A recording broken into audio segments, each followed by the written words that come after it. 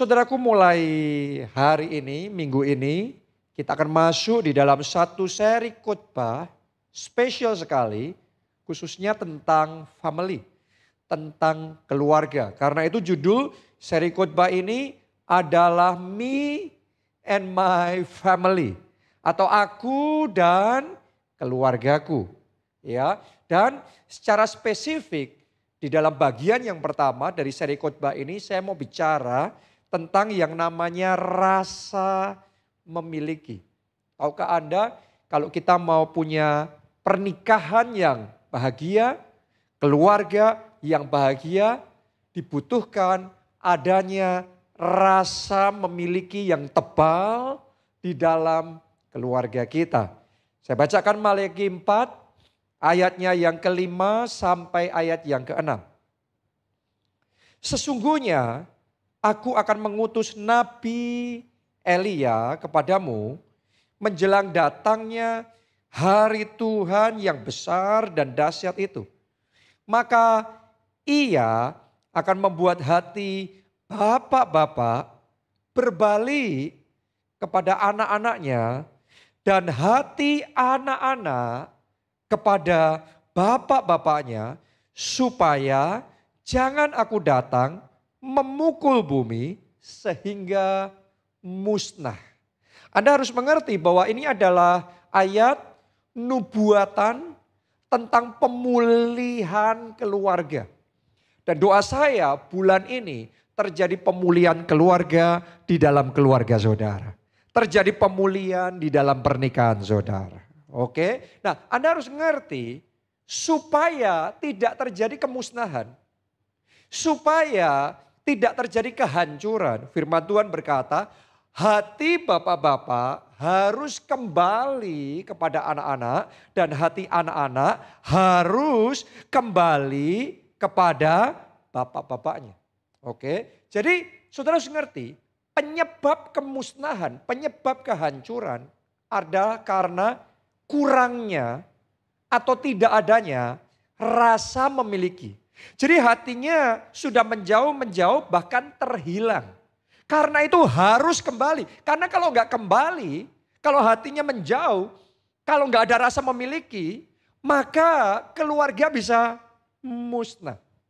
Pernikahan bisa musnah. Hal yang sama juga berlaku di dalam kelompok sel, hal yang sama berlaku di dalam tim, dari dalam sebuah tim, di dalam gereja, atau di dalam organisasi apapun. Kalau sudah tidak ada rasa memiliki, maka hanya tinggal tunggu waktu. Kemusnahan dan kehancuran akan terjadi. Karena itu firman Tuhan hari ini bicara tentang pentingnya untuk kita membangun kembali rasa memiliki di dalam keluarga kita. Kalau keluarga punya rasa memiliki, pasti keluarga itu akan beda kebahagiaannya. Ya, coba saudara renungkan. Saudara semua, saya yakin hampir semua dari kita punya yang namanya handphone. Dan saya percaya saudara punya rasa memiliki terhadap handphone itu. Ya, kalau orang punya rasa memiliki terhadap handphone, pasti handphonenya dirawat. Pasti handphonenya dijaga. Pasti handphonenya dipelihara dengan baik. Betul apa tidak? Tidak gampang-gampang diambil sama orang lain, dipinjam sama orang lain, apalagi dirusak sama orang lain. Kenapa? Karena ada rasa memiliki. Demikian pula dengan kita, kalau kita punya rasa memiliki terhadap pasangan kita, istri, suami kita, terhadap anak-anak kita, terhadap orang tua kita, kita pasti peduli sama mereka. Kita pasti doakan mereka, kita pasti jaga mereka, kita pasti perjuangkan mereka. Kita pasti lakukan semua yang kita bisa lakukan untuk membagikan kasih Tuhan kepada mereka. Kenapa? Karena ada rasa memiliki. Tapi kalau keluarga sudah hilang atau tipis rasa memiliki, maka ya kita nggak ambil pusing. Apa yang terjadi dengan keluarga kita, dengan orang tua, dengan anak-anak, dengan pasangan sudah kayak bukan urusan kita lagi. Sudah kayak nggak ada artinya apa-apa. Hari ini buka hati saudara karena saya percaya firman Tuhan mau berbicara. Dan hari ini saya berdoa rasa memiliki keluarga dipulihkan di dalam hati kita. Ini yang Tuhan mau kerjakan. Suatu kali ada satu toko yang kebakaran. Semuanya orang panik, semuanya orang takut dan berhamburan lari keluar. Tapi sementara keadaan yang menegangkan itu terjadi dan semua orang berusaha melarikan diri, menyelamatkan diri. Ada orang-orang, ada beberapa orang yang nekat masuk ke dalam toko itu. Terus kemudian berusaha untuk menyelamatkan barang-barang dagangan yang ada di sana. Apa yang bisa mereka lakukan? Mereka lakukan. Tahukah saudara bedanya antara orang-orang lain yang berlarian keluar dan beberapa orang yang berusaha menyelamatkan barang-barang dagangan yang ada di sana? Ternyata beberapa orang ini adalah para pemilik toko tersebut. Jadi ownernya bahkan anak-anaknya itu yang berusaha untuk menyelamatkan toko tersebut. Kenapa? Karena itu hidupnya mereka. Karena itu nafkahnya mereka. Jadi ada rasa kepemilikan yang tebal yang mereka miliki terhadap toko itu. Saya mau ngomong begini sama saudara. Ketika masalah terjadi di dalam keluarga, ketika goncangan dan persoalan terjadi dalam keluarga, di situ kita bisa cek seberapa tebal rasa memiliki kita di dalam keluarga. Kalau kita nggak peduli dengan apapun yang terjadi dalam keluarga kita, ya itu artinya pemulihan Tuhan mau kerjakan hari ini di dalam hidup kita, oke? Tapi orang-orang yang benar-benar punya rasa memiliki dalam keluarga, kalau ada something happen, ada sesuatu terjadi, ada goncangan, ada masalah terjadi atas pasangan kita, atas orang tua kita, atas anak-anak kita, atas keluarga kita, kakak adik kita nggak berpangku tangan. Apa yang kita bisa lakukan, kita akan lakukan. Bahkan kalau kita nggak bisa melakukan banyak pun, kita akan gimana caranya perjuangkan, bahkan doakan supaya Tuhan menolong mereka. Oke, itu artinya ada rasa kepemilikan di dalam keluarga. Nah, sekarang saya mau ajak saudara untuk langsung masuk ya di dalam 5 ciri keluarga yang rasa memilikinya mulai pudar dan bagaimana kita bisa dipulihkan. Oke, saya mulai dari yang pertama. Kalau keluarga rasa kepemilikannya mulai pudar, yang pertama, saling menyalahkan dan saling lempar tanggung jawab. Sederhana. Ya, kita baca di Kejadian 3 ayatnya yang ke-11 dan 12. Firman-Nya, siapakah yang memberitahukan kepadamu bahwa engkau telanjang? Apakah engkau makan dari buah pohon yang kularang engkau makan itu? Coba Anda perhatikan. Apa kata Adam? Ya, ketika dia terpojok, apa kata Adam?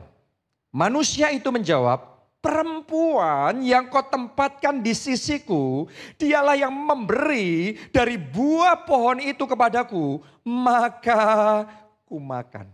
Coba Anda renungkan. Adam di sini sedang berusaha untuk lempar tanggung jawab, lempar kesalahan kepada istrinya. Jadi bukan dia yang salah, bukan dia ikut salah, tapi istrinya yang salah.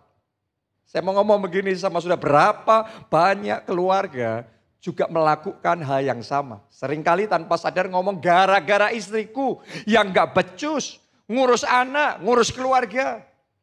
Sebaliknya kadang istri juga berkata gara-gara suami gak becus untuk kerja. Sekarang kita semua jadi menderita. Sekarang terjadi semua kekacauan di dalam keluarga ini semua gara-gara suami. Hari ini saya mau ngomong begini sama saudara. Saya ajak kita untuk menyadari ketika kita mulai saling lempar tanggung jawab seperti itu artinya rasa kepemilikan itu mulai turun, mulai pudar. Tapi hari ini pemulihan keluarga dimulai di dalam keluarga saudara. Karena itu berhenti. Stop saling menyalahkan. Berhenti untuk lempar tanggung jawab sama yang lain. Hari ini saya ajak saudara ambil komitmen untuk saudara ikut bertanggung jawab. Apapun yang terjadi dalam keluarga kita, itu juga keluarga kita, artinya itu tanggung jawab kita. Itu tanggung jawab saya. Jadi daripada kita cari kesalahan siapa, kita lempar kesalahan sama orang lain. Lebih baik kita cari solusi, kita berjuang bersama. Bagaimana caranya hutang yang besar ini bisa diselesaikan. Bagaimana caranya keluarga kita bisa luput dari masalah ini. Bagaimana caranya suasana dalam keluarga yang sekarang panas bisa jadi baik kembali. Bisa jadi teduh kembali. Bisa jadi indah kembali. Bisa jadi harmonis kembali. Gimana cara kita take responsibility. Kita ambil tanggung jawab. Mari buka hati para suami di tempat ini. Jangan salahkan istri terus. Para istri stop nyalain suami terus. Orang tua gak usah nyalain anak. Anak gak usah nyalain orang tua. Adik sama kakak juga sama. Hari ini mari kita ambil tanggung jawab. Boleh katakan amin saudaraku. Boleh? Oke. Haleluya. Yang kedua, ciri keluarga kehilangan rasa memiliki adalah hanya memikirkan perjuangannya sendiri. Gak urus sama yang lain, gak urus apa yang terjadi dengan adik kita, dengan kakak kita, dengan istri, dengan suami. Sudah urusan sendiri-sendiri. Perjuangan sendiri-sendiri. Kejadian 4 ayat yang ke-9. Firman Tuhan kepada Kain. Di mana Habel adikmu itu? Jawabnya, aku tidak tahu. Apakah aku penjaga adikku? Wow. Ini yang tanya Tuhan saudaraku. Tapi Kain jawabnya serampangan sekali. Aku nggak tahu urusan adikku ya adikku. Urusan aku ya aku, apakah aku penjaga adikku? Artinya buat Kain urusan adiknya bukan urusannya, nggak ada sangkut pautnya sama dia. Ini ciri-ciri ketika rasa kepemilikan dalam keluarga mulai memudar. Hari ini saya ajak saudara, mari kita pertebal kembali rasa memiliki di dalam keluarga kita. Saya ajak saudara untuk peduli dengan keluarga saudara. Peduli itu bukan berarti saudara turut campur terus kemudian ngurus-ngurusi, ngatur-ngatur, menghakimi, memaksakan pendapat sama keluarga Anda yang lain. No loh ya, bukan itu yang saya maksudkan. Ya, peduli itu artinya kita care. Kalau mereka sedang mengalami struggle, mereka mengalami pergumulan, terjadi goncangan, tantangan dalam hidup mereka. Apa yang bisa kita lakukan? Mari kita lakukan buat mereka. Sebagai keluarga yang saling mengasihi, saling menjaga, saling kita mendoakan. Jadi saya ajak saudara ambil keputusan yang benar, tindakan yang benar. Saya mau ajak saudara untuk baca satu kisah yang indah sekali tentang bagaimana seharusnya kakak adik, orang tua anak, bagaimana seharusnya keluarga ya satu dengan yang lainnya. 1 Tawarik 19 ayat 10 sampai ayat yang ke-13. Ini kisah tentang Yoab dan Abisai. Ketika Yoab melihat bahwa serangan itu mengancam dia dari depan dan dari belakang, maka dipilihnyalah sebagian dari orang pilihan Israel. Lalu ia mengatur barisan mereka berhadapan dengan orang Aram itu. Selebihnya dari rakyat itu ditempatkannya di bawah pimpinan Abisai, adiknya, dan mereka mengatur barisannya berhadapan dengan Bani Amon itu. Nah sekarang Anda perhatikan ayat 12 ini kuncinya, ini penting di sini. Lalu berkatalah Yoab, yang ngomong sama Abisai, sama adiknya. Jika orang Aram itu lebih kuat daripadaku, maka haruslah engkau menolong aku. Tetapi jika Bani Amon itu lebih kuat daripadamu, maka aku akan menolong engkau. Kuatkanlah hatimu dan marilah kita menguatkan hati untuk bangsa kita dan untuk kota-kota Allah kita. Tuhan kiranya melakukan yang baik di matanya. Jadi saudara harus ngerti, Yoab dan Abisai ini kakak adik. Ya, dan mereka merupakan kepala pasukan yang memimpin pergerakan prajurit-prajuritnya Daud. Waktu itu Israel sedang berperang melawan dua kerajaan sekaligus, yaitu bangsa Aram dan bangsa Amon. Nah, ketika peperangan itu terjadi, mereka buat strategi.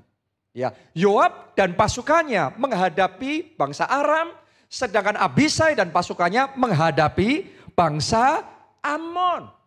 Yang luar biasa, Yoab ngomong begini sama Abisai, kalau kamu terdesak, aku akan datang dan bantu kamu.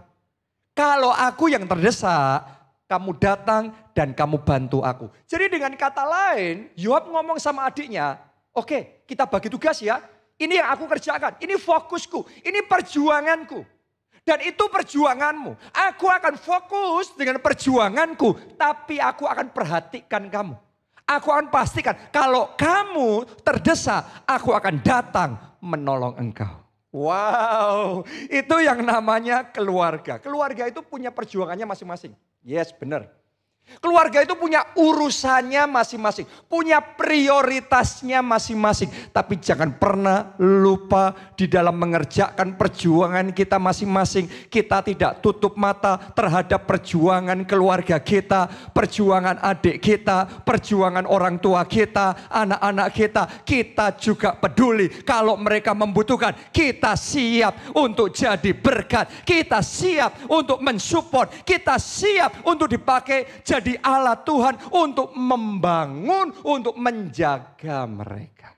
Jadi yes, kita ini penjaga adik kita. Jangan ngomong seperti Kain bahwa kita bukan penjaga adik kita. Yes, kita penjaga orang tua kita. Yes, kita penjaga anak-anak kita. Yes, kita penjaga suami kita, istri kita. Kita penjaga keluarga kita. Kita peduli dan kita siap untuk menjaga, untuk menolong, untuk melakukan yang bisa kita lakukan bagi keluarga kita. Haleluya. Mungkin saudara tanya sama saya, tapi bagaimana kalau saya gak punya kemampuan dan saya juga gak bisa lakukan apa-apa. Kadang-kadang di dalam kehidupan kita, tidak semua kesulitan keluarga itu kita bisa lakukan sesuatu. Betul? Tidak semuanya kita bisa tolong. Kadang-kadang itu di luar kekuatan kita.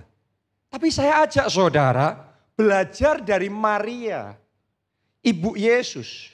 Ketika melihat anaknya ditangkap dan kemudian akan disalibkan. Saudaraku, coba Anda renungkan.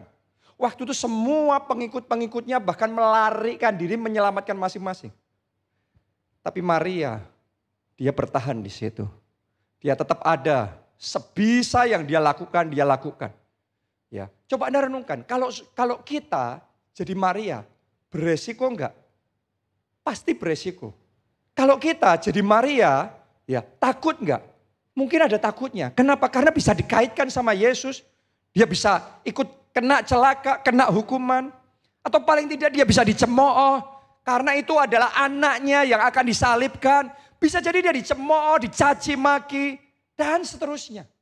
Dan Maria tidak berdaya, dia nggak punya power untuk membuat Yesus tidak disalibkan. Dia nggak punya kuasa untuk melindungi Yesus. Tapi paling tidak dengan Maria tidak meninggalkan Yesus. Maria tetap ada bersama dengan Yesus. Maria berkata, apapun yang terjadi aku tetap ada buat kamu. Itu keluarga.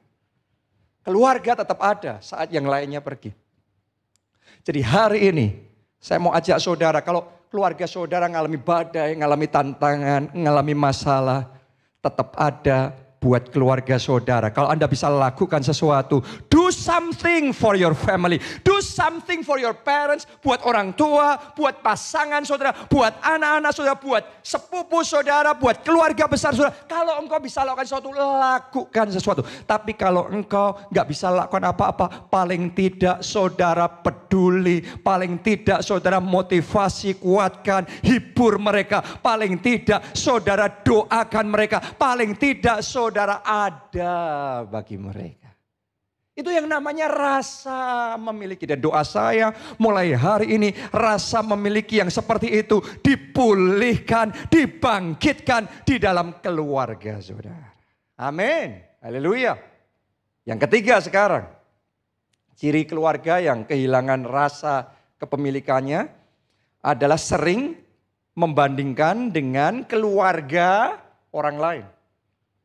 Kadang-kadang tanpa sadar kita itu seringkali ya membandingkan dengan keluarga orang lain.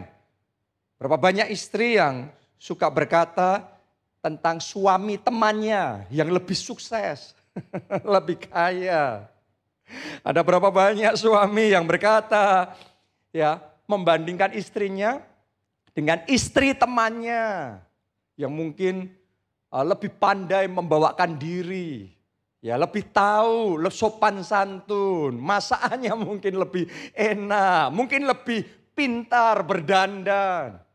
Ada berapa banyak orang tua yang membandingkan anaknya sendiri dengan ponaannya. Lihat itu, ponaan lebih hebat, lebih pintar, lebih berprestasi, lebih bertalenta, lebih berbakat.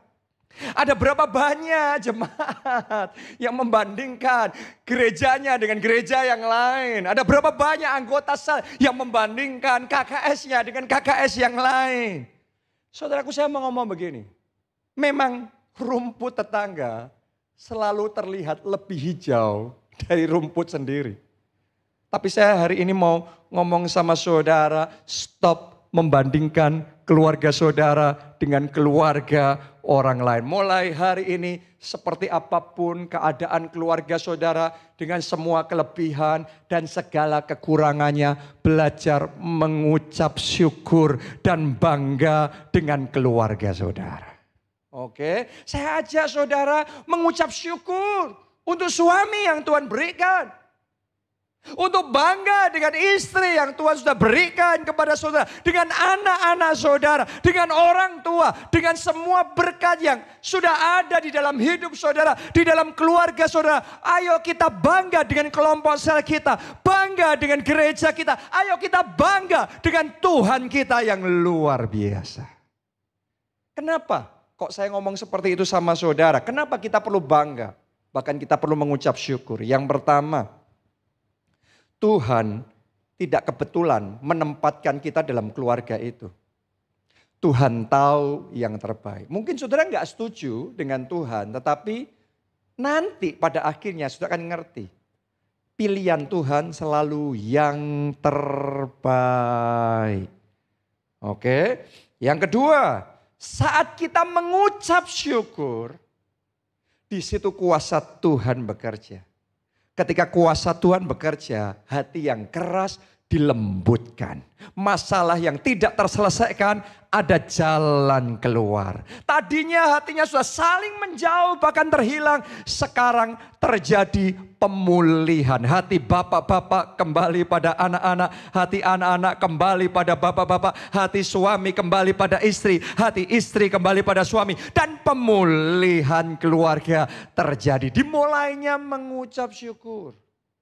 Dan yang ketiga, kalau kita mengucap syukur dan bangga sama keluarga kita, ya, itu sebenarnya kunci kebahagiaan. Saat saudara bisa mengucap syukur atas keluarga saudara, walaupun ada banyak kekurangannya, di situ nikmatnya keluarga, di situ bahagianya keluarga. Bukan karena kita punya keluarga yang sempurna, tapi karena kita bisa mensyukuri keluarga kita. Doa saya hati yang penuh ucapan syukur seperti itu dibangkitkan dalam hati saudara. Mulai hari ini berhenti bersungut-sungut. Mulai hari ini berhenti membanding-bandingkan dengan keluarga yang lain. Mulai sekarang mulai mengucap syukur. Mulai naikkan puji-pujian. Mulai bangga terhadap keluarga Anda sendiri. Dan lihat tangan Tuhan yang akan bekerja. Oke, itu yang ketiga. Yang keempat, ciri keluarga yang kehilangan rasa memiliki adalah tidak bahagia dengan kebahagiaan keluarga kita yang lain. Oke, saya bacakan Lukas 15 ayat 27 sampai 28. Jawab hamba itu, adikmu telah kembali dan ayahmu telah menyembelih anak lembu tambun karena ia mendapatkannya kembali dengan sehat. Ayat yang ke-28, tolong Anda perhatikan ketika anak bungsu yang terhilang itu kembali, ya, terus anak sulungnya mendengar bahwa bapaknya menerima anak bungsu itu kembali, bahkan dipestakan. Coba lihat responnya gimana. Ayat 28. Maka marahlah anak sulung itu dan ia tidak mau masuk. Lalu ayahnya keluar dan berbicara dengan dia. Jadi ternyata anak sulung ini gak happy kalau adiknya pulang. Gak happy ketika adiknya pulang, ayahnya mengampuni dan menerima kembali. Gak happy ketika adiknya dipestakan. Jadi sukacita adiknya bukan sukacitanya. No. Anda bisa melihat di sini. Rasa kepemilikan di dalam keluarga itu sudah luntur. Sudah hilang. Anak sulung itu sudah kayak gak merasa lagi bahwa orang itu adalah adiknya. Makanya dia gak suka ketika adiknya bersuka cita. Ketika adiknya diberkati. Ketika adiknya dipulihkan. Ayo kita koreksi, evaluasi. Kalau adik saudara diberkati. Kalau kakak saudara yang diangkat dan dipromosikan. Adakah sukacita yang tulus dari hati kita? Kalau saudara melihat anak saudara diberkati. Orang tua diberkati. Atau keluarga sepupu saudara diangkat oleh Tuhan. Mengalami kesuksesan, kemajuan yang luar biasa. Adakah kita turut bersukacita? Ya. Saya bacakan Roma 12 ayatnya yang ke-15. Firman Tuhan berkata begini. Bersukacitalah dengan orang yang bersukacita. Dan menangislah dengan orang yang menangis. Haleluya. Jadi mulai hari ini saya berdoa Anda bisa bersukacita kalau melihat keluarga Anda yang lain.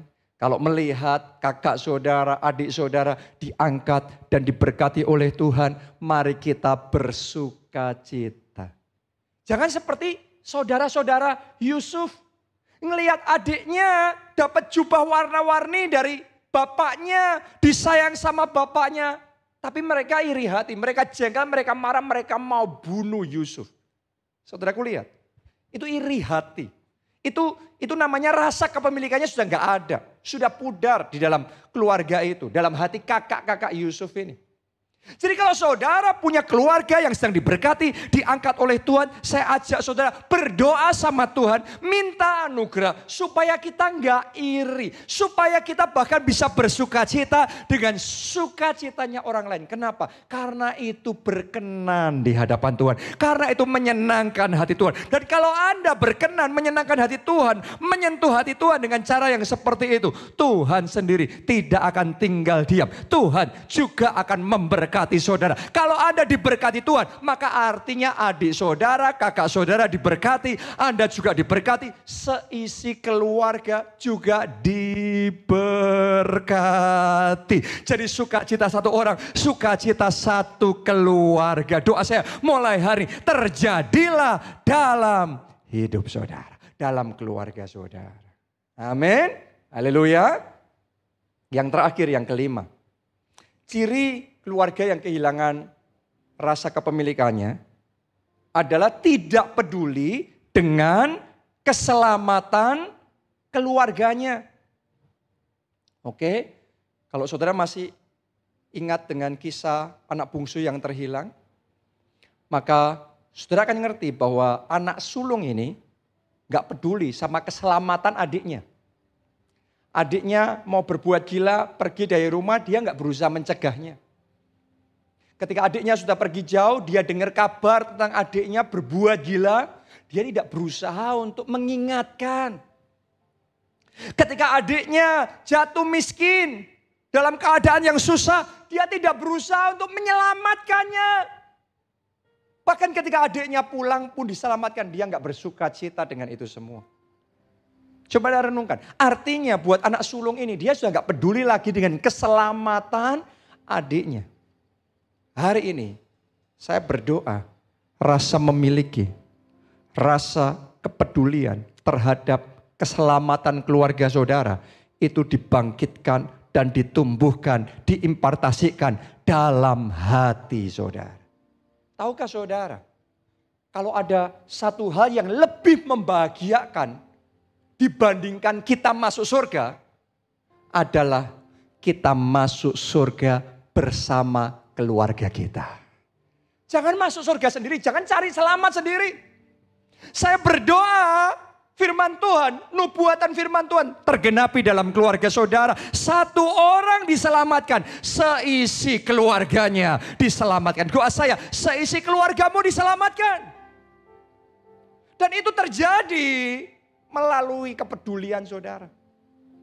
Kalau Anda mau dipakai jadi alat Tuhan yang berjuang untuk menyelamatkan keluarga saudara, Anda akan melihat bagaimana seisi keluargamu diselamatkan. Haleluya. Kalau orang sungguh-sungguh mengasihi keluarga, hati kita pasti hancur kalau melihat keluarga kita tergeletak sakit. Saya yakin kalau keluarga saudara sakit, pasangan saudara sakit, orang tua saudara sakit, Anda pasti sedih. Tapi saya mau ngomong sama saudara, harusnya kita lebih sedih kalau keluarga kita belum terima Yesus sebagai Tuhan dan Juru Selamat. Belum terima pengampunan dosa, belum diperdamaikan dengan Allah, belum terima jaminan keselamatan dalam kerajaan surga. Saya yakin sebagai keluarga yang mengasihi, hati saudara pasti hancur kalau melihat ada keluarga saudara yang pekerjaannya remuk, habis, yang di PHK, yang mengalami kesulitan besar secara finansial.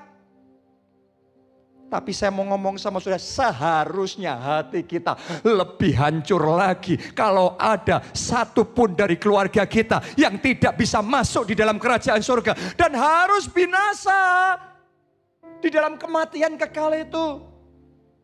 Karena itu hari ini saya berdoa ada rasa memiliki yang ditimbulkan dan dibangkitkan dalam hati saudara terhadap keluarga saudara. Ayo ngomong sama Tuhan, pakai aku Tuhan untuk selamatkan keluargaku. Saya berdoa kasih Tuhan memenuhi hati saudara. Saya berdoa Roh Kudus jamah saudara, mampukan saudara berjuang untuk keselamatan keluarga saudara. Amin. Yang mau saya ajak kita bangkit berdiri, kita nyanyikan lagu ini bersama-sama. Kami datang di hadirat-Mu. Kami datang di hadirat-Mu, menikmati kasih-Mu, membawa seisi sujud menyembah-Mu. Sekali lagi, mari katakan bersama-sama. Kami datang di hadirat-Mu, menikmati kasih-Mu ya Tuhan. Kami bawa seisi keluarga kami, membawa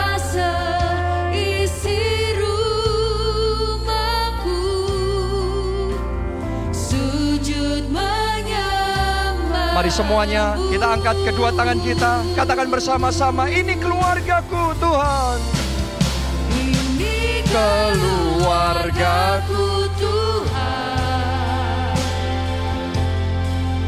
Berkati dan lindungi semua. Amin. Amin. Jaga hidup dan seisi aku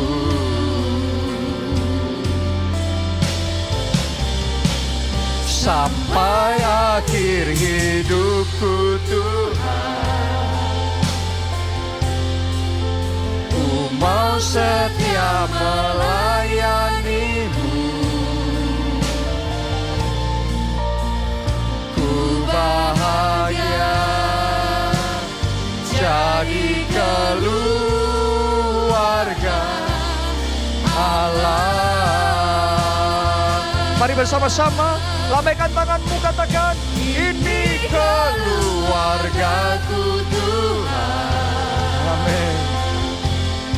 Berkati ya Tuhan, lindungi semuanya, jagaiku dan seisi keluargaku. Engkaulah penjaga keluarga kami yang sejati. Amin. amin, amin. Sampai akhir hidupku, Tuhan, ku mau setia melayanimu.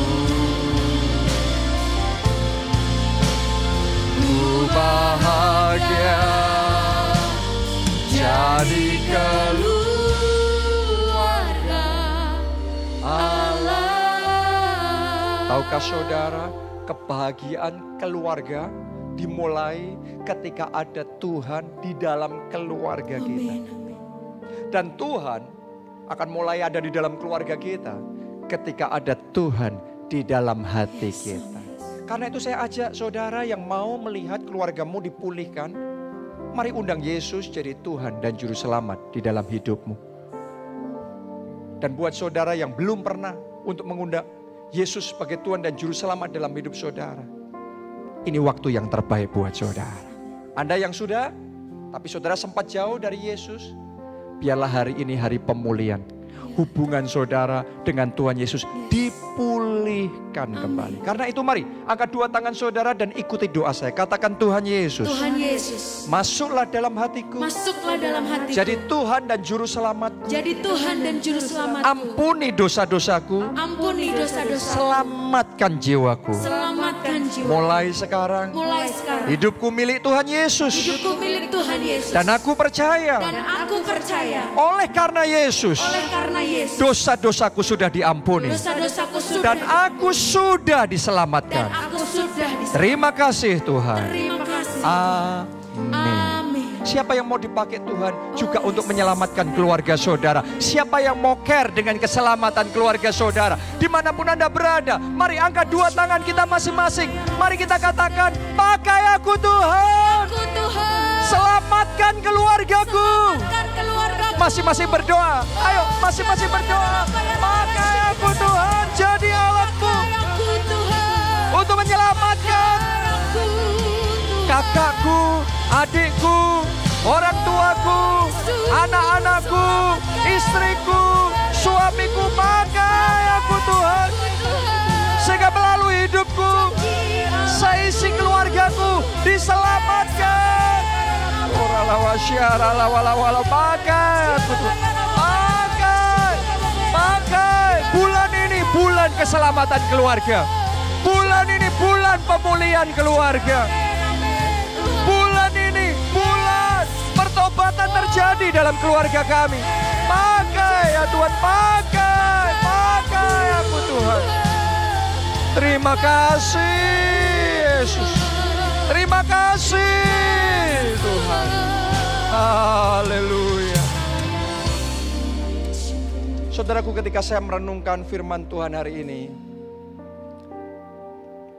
saya jadi semakin menyadari bahwa yang namanya mengasihi itu tidak cukup hanya berkata-kata, tapi diperlukan tindakan nyata. Tindakan kepedulian yang nyata. Kenapa saya ngomong begitu? Karena ketika saya renungkan dalam sejarah hidup saya, keluarga besar saya, setiap tahun selalu saja ada keluarga yang mengalami tantangan. Ada keluarga yang mengalami bencana. Ada goncangan, ada masalah yang sedang terjadi.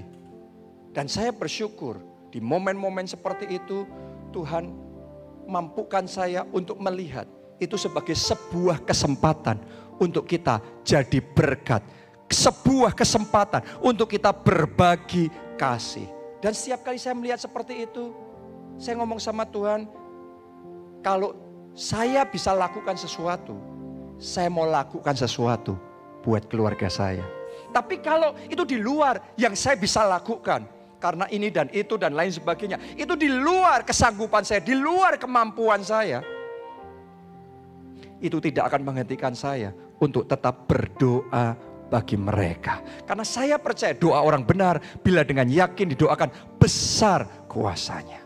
Dan saya mau ngomong sama saudara, itu yang namanya rasa memiliki. Doa saya rasa memiliki, bahkan yang lebih lagi Tuhan bangkitkan di dalam hati saudara. Saya berdoa setiap jemaat keluarga Allah, saudara semua jadi alat Tuhan untuk menjaga keluarga saudara.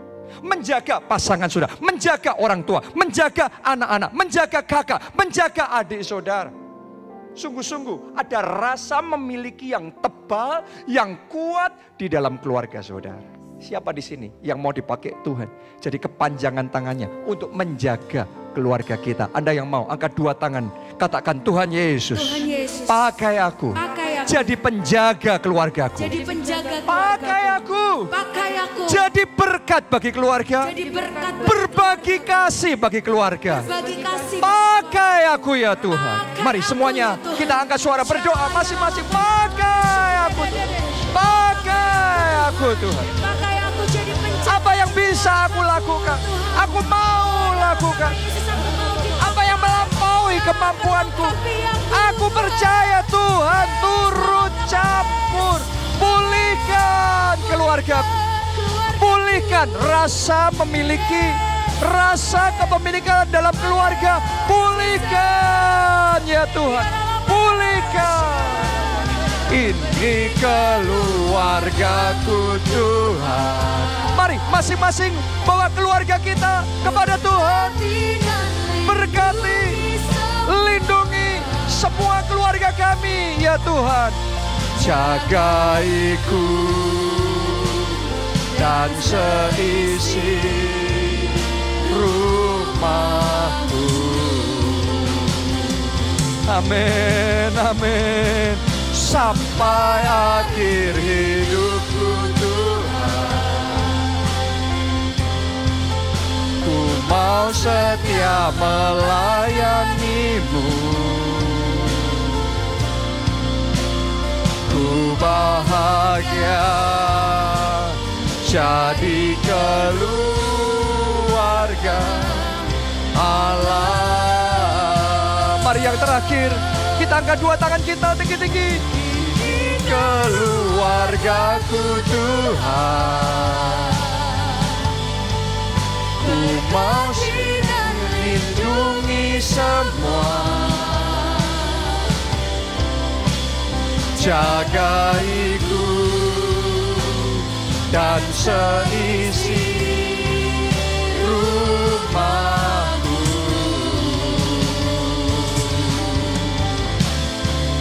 Sampai akhir hidupku Tuhan. Ku mau setia melayanimu. Ku bahagia jadi keluarga Allah.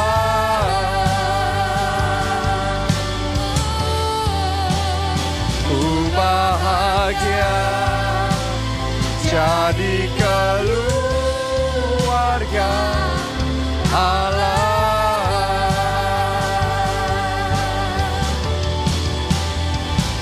Bahagia jadi keluarga Allah.